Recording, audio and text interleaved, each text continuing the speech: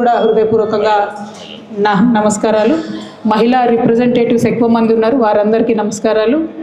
అట్లనే జాగృతి తమ్ముడు విజయభాస్కర్ గారు, అట్లనే జిల్లాకు సంబంధించినటువంటి నాయకులందరికీ కూడా నమస్కారాలు తెలియజేస్తూ ఉన్నాను.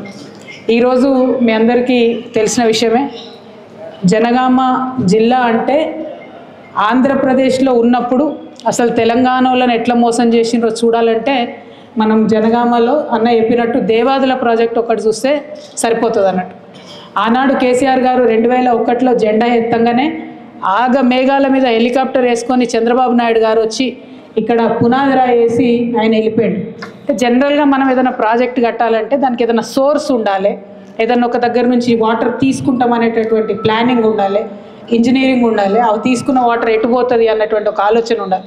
కానీ అది ఏది లేకుండా ఆగ మేఘాల మీద ఇక్కడ ఉద్యమం ప్రారంభమైంది, గోదావరి నీళ్ళ గురించి మాట్లాడుతున్నారని చెప్పి వచ్చి ఒక ఫౌండేషన్ స్టోన్ వేసిపోతే అది మళ్ళా ఎన్నో ఏండ్లకు కానీ కేసీఆర్ గారు తెలంగాణ రాష్ట్రం ఏర్పడ్డ తర్వాత దానికి వాటర్ సోర్స్ ఐడెంటిఫై చేసి, ఇందాక పెద్దన్న చెప్పినట్టు సమ్మక్క సారక్క బ్యారేజ్ నిర్మాణం దాదాపుగా 95% పూర్తయింది చేసి ఇప్పుడు నీళ్ళు ఇచ్చేటటువంటి పరిస్థితికి వచ్చింది. అంటే ఆనాడు ఎంత మోసం చేసారు. ఉద్యమం అని పేరెత్తంగానే గులాబీ జెండా ఎగరంగానే దెబ్బకొచ్చి ప్రాజెక్టు ఆనాడు శంకుస్థాపన చేసారు. కానీ తర్వాత ఎవ్వరు కూడా మళ్ళీ దాన్ని పట్టించుకోలేదు. అన్న చెప్పినట్టుగా ఉద్యమ సందర్భంలో మనం పోయి దేవాదుల ప్రాజెక్ట్ కాడ పిండాలు పెట్టి వచ్చినటువంటి పరిస్థితి ఉండే. కానీ ఇవాళ తెలంగాణ రాష్ట్రం వచ్చినాక మన ఊర్లకు నీళ్లు వారినాయి, నిధులు కూడా వారినాయి అదేవిధంగా. కానీ ఈ గత సంవత్సర కాలంగా చూస్తే 95% మనం సమ్మక్క సారలక్క బ్యారేజ్ పనులు పూర్తి చేసి ఉన్నాం.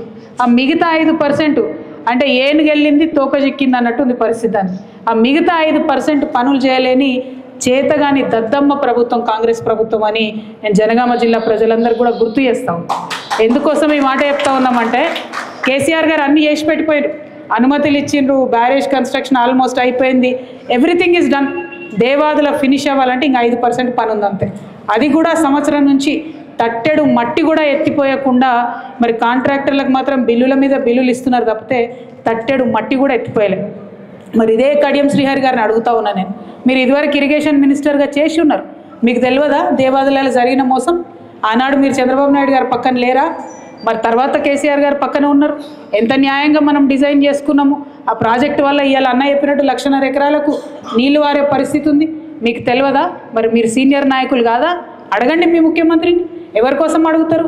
స్టేషన్ గన్పూర్ ప్రజల కోసం, జనగామ జిల్లా ప్రజల కోసం అడగండి, కంప్లీట్ చేపియండి సమ్మక్క సారలమ్మ బ్యారేజ్ని. సీనియర్ నాయకులు అయి ఉండి అవకాశవాదం కోసం మీరు పార్టీ మారిన ప్రజలు మాత్రం మిమ్మల్ని క్షమించే ప్రసక్తే లేదని ఈ సందర్భంగా తెలియజేస్తా ఉన్నాం.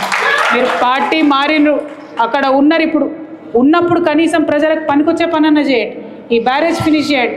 ఇంతకుముందు రాజన్న గారు ఛాలెంజ్ చేసినట్టు పోయి ఏం లాభం? ఒక్క సంవత్సరం నుంచి ₹1 లేకపోతే ఏం లాభం ఉంటుంది?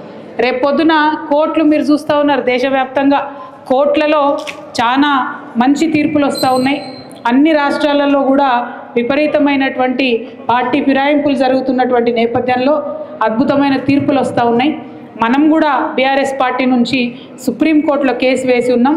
న్యాయ వ్యవస్థపై మాకు సంపూర్ణ విశ్వాసం ఉంది.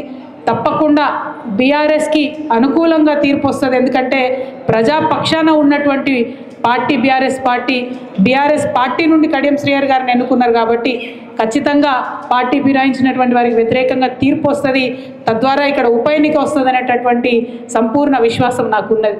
మరి మన ప్రజలు, జనగామ జిల్లా ప్రజలంటే మీకు తెలుసు, చాలా చైతన్యం ఉన్నటువంటి ప్రజలు. ఖచ్చితంగా ఉప ఎన్నిక వస్తే 100% స్టేషన్ గన్పూర్లో మళ్ళీ గులాబీ జెండానే ఎగురుతుందని చెప్పి ఈ సందర్భంగా నేను తెలియజేస్తూ ఉన్నాను. మరి అన్న రాజన్న గారి ఆధ్వర్యంలో అద్భుతంగా బీఆర్ఎస్ పార్టీ కార్యక్రమాలు చేసుకుంటూ ఉన్నాం. ప్రభుత్వ వైఫల్యాలను ఎండగడుతూ ఉన్నాం. ముఖ్యంగా ఏదైతే మహిళలకు ఈ ప్రభుత్వం ఇచ్చి 2,500 ఇస్తా అని చెప్పిందో అది ఇవ్వకుండా మహిళల్ని వేధిస్తున్నటువంటి పరిస్థితి, స్కూటీలు ఇవ్వకుండా మహిళల్ని వేధిస్తున్నటువంటి పరిస్థితి, ఇవన్నీ ఒక పక్క అయితే కనీసం శాంతి భద్రతల మీద కూడా పట్టులేనటువంటి పరిస్థితి. ఇక కళ్యాణ లక్ష్మిలు, కేసీఆర్ కిట్లు అంటే మాయమైపోయినాయి. ఎందుకు మాయమైనాయి? ఎందుకంటే ఈ ప్రభుత్వానికి మానవత్వం అన్నది లేదు. ఒక పేద ఇంటి ఆడబిడ్డ పెళ్లి జరగాలంటే ఎంత ఇబ్బంది అవుతుంది. ఒక పైసా కూడబెట్టుకొని ఆ పెళ్ళి ఎట్లా చేస్తారు? ఆ కష్టం తెలిసిన మనిషి కాబట్టి కేసీఆర్ గారు కళ్యాణ లక్ష్మి పథకం పెట్టిరు. కళ్యాణ లక్ష్మి పథకం పెట్టి పెద్ద కులాల్లో ఉన్నటువంటి పేదవాళ్ళకు కూడా చాలామంది వైశ్య సోదరులకు చెప్తారు, ఎన్నడూ కూడా ఏ ప్రభుత్వం మాకు ₹1 ఇవ్వలేదు, కేవలం కేసీఆర్ గారి ప్రభుత్వం మా ఇంటి ఆడబిడ్డలకు కళ్యాణ లక్ష్మి ఇచ్చిరని చెప్తారు. పేదవాళ్ళకు అందరికీ కూడా కుల మత తారతమ్యం లేకుండా కళ్యాణ లక్ష్మి ఇచ్చి పెద్దన్నలాగా ఆదుకున్నది కేసీఆర్ గారు. మరి అదే మహిళలను మోసపూరితంగా కేసీఆర్ ₹1,00,000 ఇస్తున్నాడు, మేము ₹1,00,000తో తులం బంగారం ఇస్తామని చెప్పి నమ్మబలికి ఓడ దాటంగానే బోడమల్లన్న అన్నట్టు ఇవాళ ఆడబిడ్డల్ని మోసం చేసినటువంటి మహమ్మారి ప్రభుత్వం కాంగ్రెస్ ప్రభుత్వం. ఖచ్చితంగా ఆడబిడ్డలు మీకు బుద్ధి చెప్పే రోజు వస్తుందని కూడా ఈ సందర్భంగా తెలియజేస్తున్నా. మరి ఎంత మానవత్వం లేని సమాజం అంటే నిజంగా కాంగ్రెస్ పార్టీ అంటే. కేసీఆర్ కిట్టు పెట్టింది, పుట్టిగా పెట్టలే కదా కేసీఆర్ కిట్టు, కూలీ చేసుకునే ఆడబిడ్డకు నెలకు ₹1,000 ఇవ్వాలనేటటువంటి ఒక మంచి ఆలోచనతో పెట్టింది. దాన్ని కూడా ఇవాళ మొత్తానికి ఆ స్కీమ్ని ఎత్తేయడం నిజంగా చాలా దారుణం. ఇంకొక పక్క అంబేద్కర్ ఓవర్సీస్ స్కాలర్షిప్ అని పెట్టినాం మనం. చాలామంది పేద బిడ్డలు ఎస్సీలైనా ఎస్టీలైనా బీసీలైనా ఆ స్కాలర్షిప్తో దేశ విదేశాలకు పోయినాయి. ఇవాళ పరిస్థితి ఏంటంటే విదేశాలలో పోయిన వాళ్ళు అక్కడే చిక్కుకోపోయి ఉన్నారు, ఫీజులు కట్టలేని పరిస్థితి ఉంది. కానీ ఈ ప్రభుత్వం మాత్రం కనికరించి డబ్బులు రిలీజ్ చేస్తలేదు. మీకు తెలుసు ఇక్కడ జనగామలో ఎడ్యుకేషన్ హబ్ చాలా కాలేజీలు ఉన్నాయి. మీరు ఏ డిగ్రీ కాలేజు ఓనర్ని పోయి కదిపినా కూడా కన్నీళ్ళు వచ్చేటటువంటి పరిస్థితి ఉన్నది. ఇవాళ ఫీ రియంబర్స్మెంట్ ఇస్తలేరు. దాంతో బీసీలకు కానీ మైనారిటీలకు కానీ ఎస్సీలకు కానీ ఎస్టీలకు కానీ ఆ పిల్లల్ని చదివించేటటువంటి పరిస్థితి లేదు. కాలేజీలు నడపలేక పేరెంట్స్ని ఫోర్స్ చేస్తున్నారు, మీరు కడతారా సస్తారా ఫీజు అని. ఎగ్జామ్స్ రాయాల పిల్లలు, పేరెంట్స్ ఏదో ఒకటి చేసి కడుతున్నారు. కానీ ప్రభుత్వం మాత్రం ₹1 కూడా సంక్షేమానికి విడుదల చేస్తలేదు. మేము డిమాండ్ చేస్తూ ఉన్నాం, మీరు ఇస్తానన్నటువంటి పథకాలన్నీ కూడా తక్షణమే ఇవ్వండి. మీరు ఒక పక్క రైతుల్ని మోసం చేస్తున్నారు. రైతు భరోసా ఇస్తాం జనవరి 26 నాటికి టకీ టకీ టకీ మన పడుతుంది అన్నాడు ముఖ్యమంత్రి గారు. మరి 26 అయిపోయింది, ఇంకో ఫిబ్రవరి కూడా వచ్చింది, ఇంకా పడతానే లేవు. 2 ఎకరాల వాళ్ళకి అక్కడనో ఇక్కడనో వచ్చింది అంటున్నారు కానీ సంపూర్ణంగా వచ్చిన దాఖలాలు లేవు. రుణమాఫీది కూడా అదే పరిస్థితి, చెప్పింది ఒకటి జరుగుతున్నది ఒకటి. అందరికీ రుణమాఫీ అయిపోయిందని చెప్పి గొప్పలు చెప్పుకుంటుంటారు. ఎవరిని కదిలిచ్చినా కూడా మాకు కాలేదంటే మాకు కాలేదని. నిజంగా ఈ ప్రెస్ మిత్రులు కూడా ఇప్పుడు అడిగితే సగం మంది రుణమాఫీ కాలేదని చెప్తారని నాకు సంపూర్ణమైనటువంటి విశ్వాసం ఉన్నది. ఇట్లా ఏడిస్తారన్న బోనస్ వాళ్ళు. బోనస్ సంగతి పక్కన పెడితే సంక్రాంతికి సన్నవడ్లు సన్న బియ్యం ఇస్తామన్నారు, ఇచ్చిండ్రానే. రేషన్ కార్డులు కూడా ఇస్తలేరు, సన్న బియ్యం కూడా ఇస్తలేరు. ఇక సన్న బియ్యానికి బోనస్ అని చెప్పిన ఇంకో మాట. ఎంత దారుణం అంటే మీరు ఆలోచన చేయాలి ఒకసారి. కరోనా వచ్చినటువంటి సమయంలో సాఫ్ట్వేర్ ఉద్యోగాలు హైదరాబాద్లో పోతే పిల్లలు ఊర్లలోకి వస్తే తల్లిదండ్రుల దగ్గర పైసలు ఉండే. ఎట్లా ఉండే? కరోనా విపత్తు కాలంలో కూడా చివరి గింజ వరకు కూడా మనం కొన్న మానాడు కూడా ఎక్కడ కూడా వ్యవసాయం ఆపకుండా ఖచ్చితంగా చివరి గింజ వరకు కొంటే ఆనాడు కరోనా విపత్తు కాలంలో కూడా రైతుల చేతిలో పైసలు ఉండే. ఉద్యోగం పోయి పిల్లలు ఇంటికి వస్తే ఆనాడు రైతు కొడుకు పుల్టా డబ్బులు ఇచ్చి ఆదుకున్నటువంటి పరిస్థితి ఉండే. ఇవాళ మీరు ఆలోచన చేయండి, 10% కూడా ప్రొక్యూర్మెంట్ చేస్తలేరు ఇవాళ ప్యాడీ.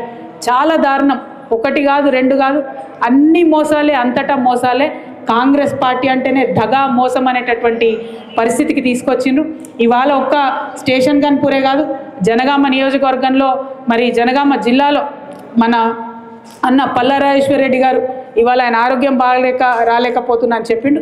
మరి అన్న పల్లా రాజేశ్వర్ రెడ్డి కూడా ప్రజలు దయతోని ఎమ్మెల్యేగా ఎన్నుకుంటే ఆయన కాలేజీలు ఆయనకు హాస్పిటళ్ళు ఉంటే పిల్లలందరికీ కూడా ఉచితంగా వైద్యం చేయించి తనకు నెల వచ్చే జీతాన్ని కూడా ప్రజాసేవకే ఖర్చు పెడతా అని చెప్పి ఖర్చు పెడుతూ మరి తలలో నాలుకలాగా అందరికీ ఉంటూ ప్రజాసేవ పల్లా రాజేశ్వర్ రెడ్డి అన్న కూడా చేస్తూ ఉన్నారు. మరి వారికి ప్రజలు ఏదైతే ఆశీర్వదించి దీవించిండ్రో వారి పక్షాన బీఆర్ఎస్ పార్టీ అంతా కూడా నిలబడి కొట్లాడుతుందని చెప్పి ప్రజలందరికీ కూడా నేను తెలియజేస్తూ ఉన్నాను. మన కేసీఆర్ గారు నేర్పించింది ఒకటే, నిజం చెప్పాలి, నిర్భయంగా మాట్లాడాలి, ప్రజల హక్కులు సాధించే వరకు ఎత్తిన జెండా దించకుండా కొట్లాడాలి. ఖచ్చితంగా అదే చేస్తాం, ఇంకొకటి చేయం. తెలంగాణ ఉద్యమంలో కూడా నిజమే చెప్పినాం, నిజంతోనే ఉద్యమాలు చేసినాం, న్యాయం మన పక్షాన ఉంది కాబట్టి రాష్ట్రం సాధించడం. ఇవాళ కాంగ్రెస్ పార్టీ ఆడినటువంటి అబద్ధాలను కూడా ఎండగడతాం, నిజంతోనే వాళ్ళ యొక్క నైజాన్ని ప్రజలకు చూపిస్తాం.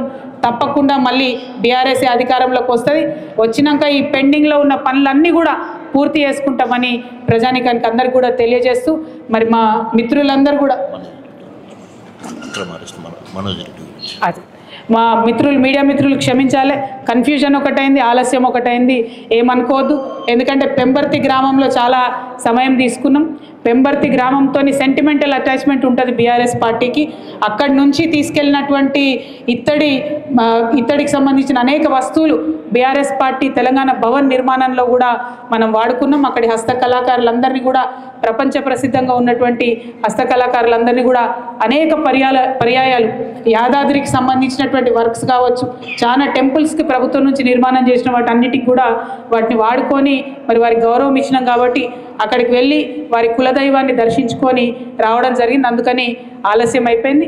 మరి ఈ క్రమంలోనే మీరు చూస్తే రాష్ట్ర వ్యాప్తంగా ఉన్నటువంటి బీఆర్ఎస్ పార్టీ కార్యకర్తలందరి మీద కూడా కాంగ్రెస్ పార్టీ ఒక కక్షపూరితమైనటువంటి వ్యవహారం చేస్తున్నది. ఎందుకు కక్షపూరితంగా అంటే ముఖ్యమంత్రి గారికి భయం, రాహుల్ గాంధీ గారికి భయం. నిన్న వచ్చేది ఉండే వరంగల్ రాహుల్ గాంధీ గారు రాకుండానే వెళ్ళిపోయారు. ఎందుకంటే వరంగల్లో చేసిన రైతు డిక్లరేషన్లో 0.5% కూడా ఇంప్లిమెంట్ చేయలేవాళ్ళు. ఆ భయంతోనే వెళ్ళిపోయినటువంటి పరిస్థితి. ఇవాళ భయం ఎందుకు? ట్విట్టర్లో ఎవరైనా ఒక కమెంట్ పెడితే భయం ముఖ్యమంత్రి గారికి, తెల్లారికల్లా అరెస్ట్ వస్తుంది ఇంటికి.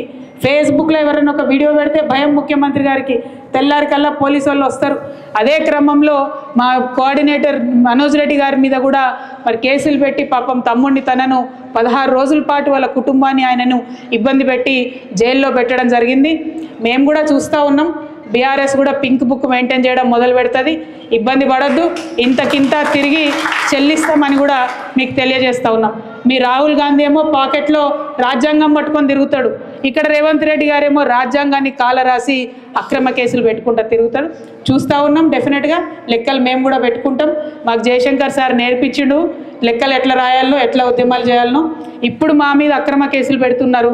మా కార్యకర్తలను కాపాడుకుంటూనే మీ లెక్కలు కూడా తీసి ఇంతకింత మేము అధికారంలోకి వచ్చినాక తప్పకుండా తిరిగి చెల్లిస్తామని ఈ ప్రభుత్వానికి హెచ్చరిక చేస్తూ మరి కార్యకర్తలందరి పక్షాన బీఆర్ఎస్ పార్టీ నిలబడి ఉంటుందని చెప్పి మీకు మరొక మారు భరోసా ఇస్తూ థ్యాంక్ యూ. జై తెలంగాణ, జై కేసీఆర్, కేసీఆర్ గారి నాయకత్వం, జై బీఆర్ఎస్, జై బీఆర్ఎస్. జై బీఆర్ఎస్ అంటే జై జై బీఆర్ఎస్ అనాలి, జై కేసీఆర్ అంటే జై జై కేసీఆర్. జై బీఆర్ఎస్, జై బీఆర్ఎస్, జై కేసీఆర్, జై కేసీఆర్. Thank you.